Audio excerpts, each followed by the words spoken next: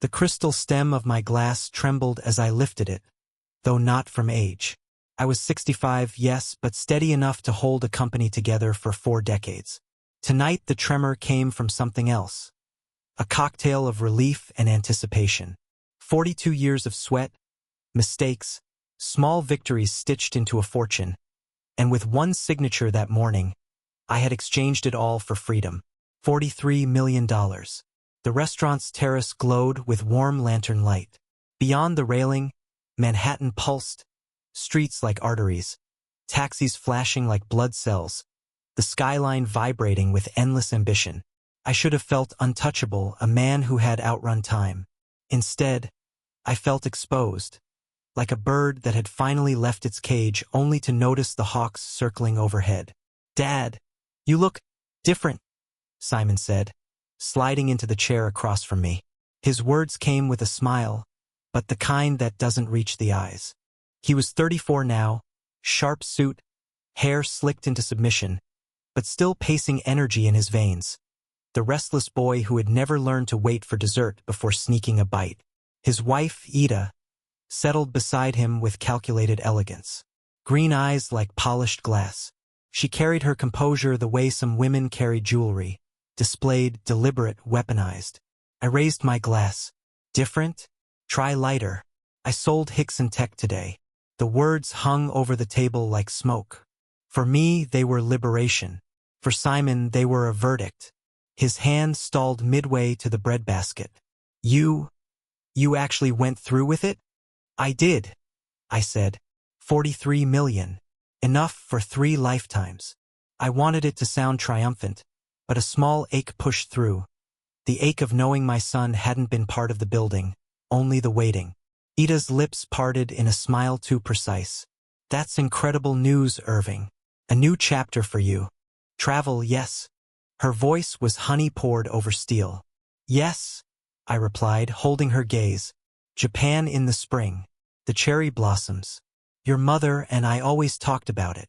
I let the mention of Sarah, my late wife, linger.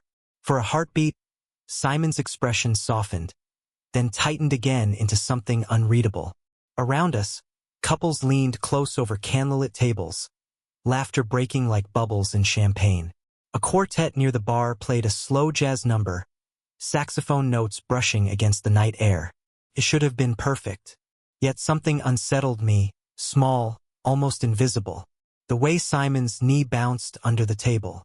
The way Ida kept her notepad half hidden in her purse, as if she were documenting the evening for reasons she'd never admit. I took another sip, forcing the moment back into celebration. "Tonight isn't about business anymore," I said. "It's about family, about what remains when the numbers are gone." Simon nodded, but the smile he gave me was too sharp. "To family, then," he said, raising his glass. The toast rang hollow, like crystal already cracked. The waiter poured wine with the elegance of a man who knew his hands carried fragile fortunes. Ruby liquid caught the lantern light as it swirled into Simon's glass. Mine remained untouched. I had asked for orange juice, the small defiance of a man determined to pace himself. Simon lifted his drink, swirling it as though searching for courage in its depths. "So that's it," he said. "You're just walking away? After everything you built?" I leaned back, feeling the old leather press against my shoulders. "Not walking away. Finally walking toward something else." "Toward what?" His laugh was sharp, brittle. "Tourist brochures and postcards?" Ida placed a hand on his wrist, her polished nails gleaming under the terrace lights. "Darling," she whispered, "tonight is supposed to be joyful." Her words soothed him, but her eyes never left me, calculating, weighing, as though she were adding numbers on an invisible ledger. I studied her in return. 3 years in this family, and I still couldn't tell if she loved Simon or the inheritance she imagined waiting at the end of my life. She had a habit of taking notes, always scribbling during dinners, even during arguments. I once teased her about it, but the truth was more unsettling. She didn't write for memory. She wrote for strategy. The quartet shifted into a livelier tune. Couples rose from their tables to dance. Laughter floated like perfume across the terrace. Yet at ours the air thickened. I could have run the company, Simon blurted. His voice carried too loudly, and a few heads turned. He lowered it quickly, but the edge remained. You never gave me the chance. You always treated me like a placeholder, not a partner. I looked at him, really looked. Beneath the bravado was a boy desperate for approval, but behind his desperation was something harder, colder. A hunger. You think running Hickson Tech was golf meetings and ribbon cuttings? I said quietly. It was missed birthdays, sleepless nights, risking everything when the bank balance was thinner than hope. You don't inherit that. You earn it. The words struck. His jaw tightened, his knuckles whitening around the stem of his glass. For a moment I regretted the cruelty, but regret had no place tonight. Ida leaned forward, voice silky.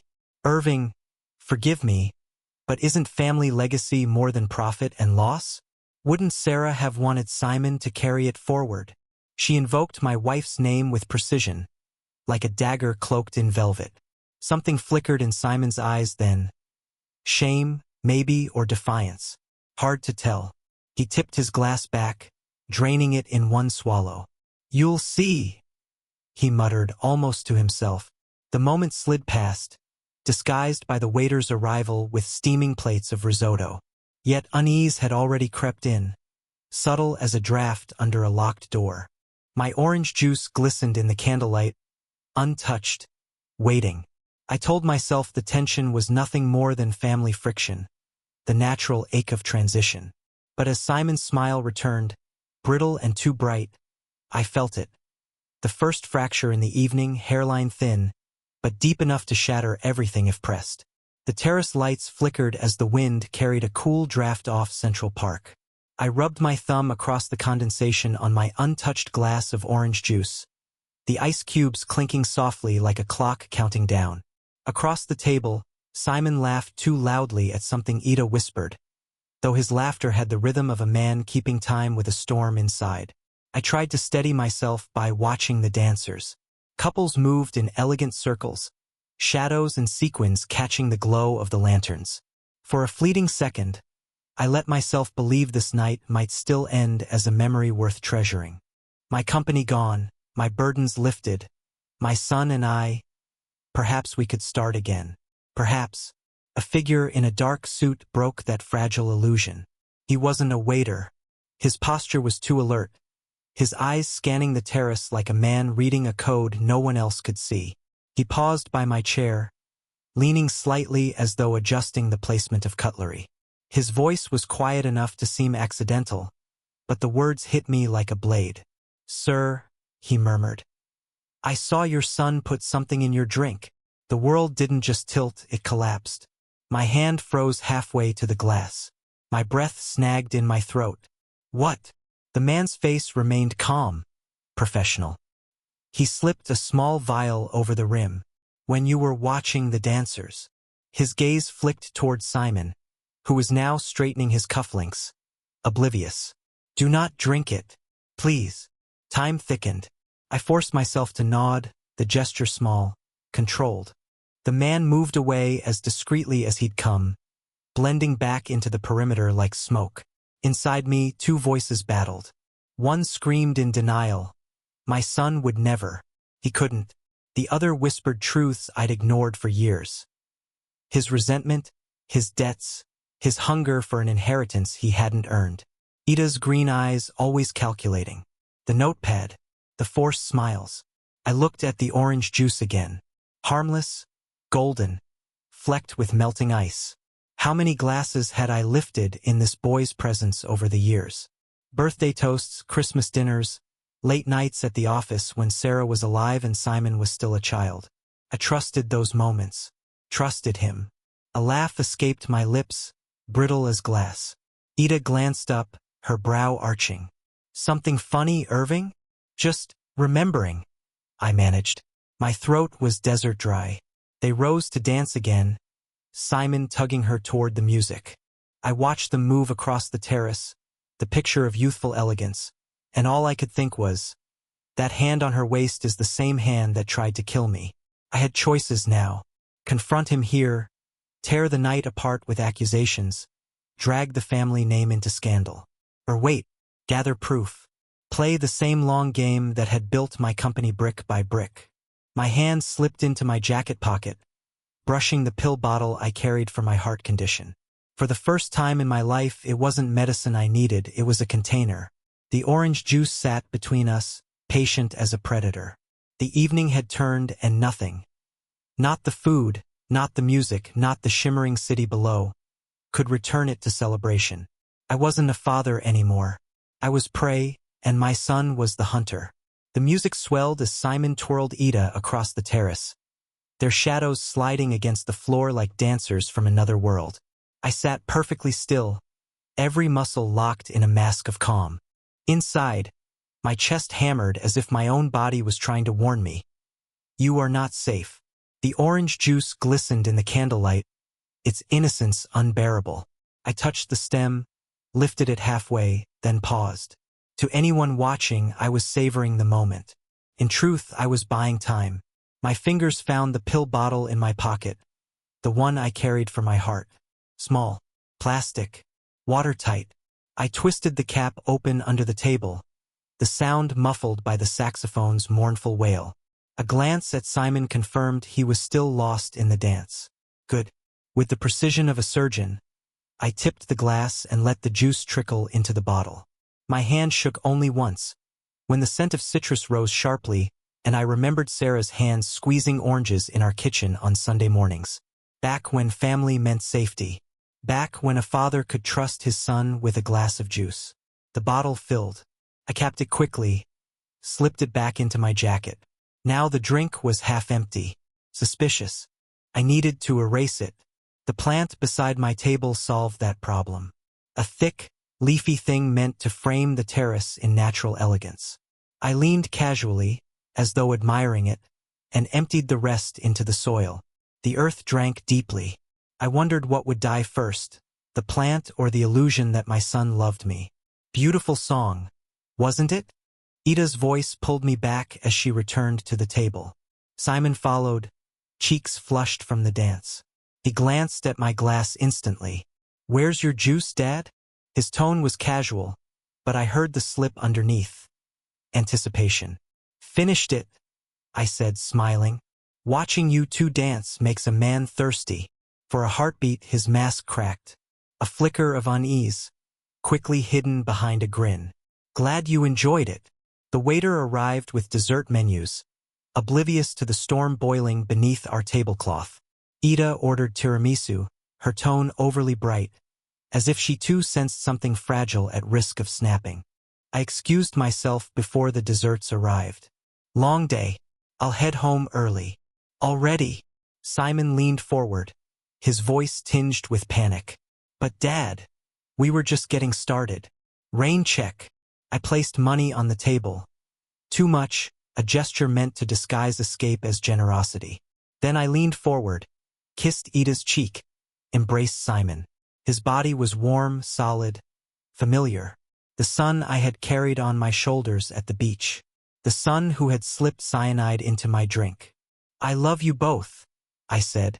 The words came out smooth, but inside, each syllable was a blade. I turned and walked away. Each step felt like walking through fire, measured, deliberate, but burning. Behind me, I could feel their eyes on my back. Simon's watching for signs of weakness. Ida's calculating what had gone wrong. The security guard appeared near the entrance, his nod subtle but knowing. You're still alive, it said. I stepped into the cool Manhattan night, my pocket heavy with proof and my heart heavier still. Tonight, celebration had ended. War had begun. The same terrace, the same lanterns. But this time, the plant beside our table was dead. Its leaves curled brown, brittle from the poison juice I'd fed it days before. Proof written in nature's handwriting. I had invited them here again. Simon thought it was reconciliation, a father softening. Ida thought it was opportunity, one last chance to persuade me back into the family's grip. Neither knew the truth. This was judgment. They arrived 10 minutes late, hand in hand, dressed for victory. Simon's tie was black, his eyes bright with forced charm. Ida's smile was lacquered on, but her gaze flickered toward the papers by my glass. An envelope sealed with wax. She noticed everything. "Dad," Simon said, leaning in for a kiss on the cheek. "You look better. Stronger. Better than expected, you mean?" I replied, my voice flat. We sat. The waiter poured wine. I let the silence stretch until it frayed, until Simon fidgeted with his cufflinks and Ida tapped her nails against the table. Then I gestured toward the withered plant. "Funny thing about poison," I said. "It doesn't just kill people. Kills trust. Kills families. It even kills plants." Simon followed my gesture. His face drained as he recognized the corpse of the greenery he had once overlooked. Ida froze, her practiced composure shattering into stillness. I slid the envelope across the table. The wax glowed red in the candlelight. "Everything you need to know is inside." His fingers trembled as he tore it open. The toxicology report, the guard's statement, my revised will, and the letter I had written in the small hours of a sleepless night. "I know about the cyanide. I know about your betrayal. You are no longer my heirs. The fortune you tried to kill me for now belongs to strangers who value life." Simon's lips moved, but no words came. His eyes darted over the pages, panic pooling in the corners. "Dad, this isn't... Don't lie to me." My voice was ice. "I built a company from nothing, Simon. Do you think I wouldn't notice when someone tried to dismantle my life? You could have asked for help. You could have asked for time. Instead, you chose cyanide." Ida reached for his hand, but I saw her glance at the exit, measuring distance. She was already planning her escape. "You don't understand," Simon finally stammered. I understand perfectly." I cut in. "You wanted me dead. You wanted the money. Now you have neither." I stood. The envelope lay on the table like a gravestone. "Goodbye, Simon. Goodbye, Ida. I will not see you again." Simon lurched forward, desperate, his voice breaking. "Dad, wait. Please." But I kept walking, the night air swallowing his words. For 40 years I had been a builder. Tonight, I became something else. A destroyer of illusions. Behind me, the dead plant rustled in the breeze, its brittle leaves whispering the truth. Some things cannot be revived. The city looked different when you knew your own blood wanted you gone. Streetlights flickered like interrogators. Windows glowed with the warmth of families who could sit at one table without poison between them. I walked beneath it all with steady steps, but inside something essential had shattered, and the pieces cut deeper with every breath. Back at the penthouse, the silence was deafening. This morning it had felt like a sanctuary. Tonight it was a mausoleum, filled with ghosts. Sarah's laugh in the kitchen, Simon's boyish voice asking me to check his homework, the echo of dreams that once seemed unbreakable. Now all I could hear was the crackle of paper as I slid the toxicology report into my safe. Not financial statements this time. Not stock certificates. Just evidence that the last tie binding me to my son was severed. I poured myself a scotch, the amber liquid catching the light like molten truth. $43 million, and not a soul in the world I trusted to share it with. I had given it all away to charity this morning, the signatures still fresh, the ink barely dry. Money meant to buy freedom had instead purchased clarity. Expensive clarity. My phone vibrated on the desk. Simon's name flashed across the screen, then vanished, then returned again and again like a heartbeat that refused to stop. Voicemails stacked up, each message beginning with concern, sliding into desperation, finally breaking into raw panic. I didn't listen. There was nothing left to hear. His words would only be more poison, and I had ingested enough. I thought about calling the police, about pressing charges. The evidence was airtight. Cyanide doesn't forgive. But justice, I realized, wasn't always about courts.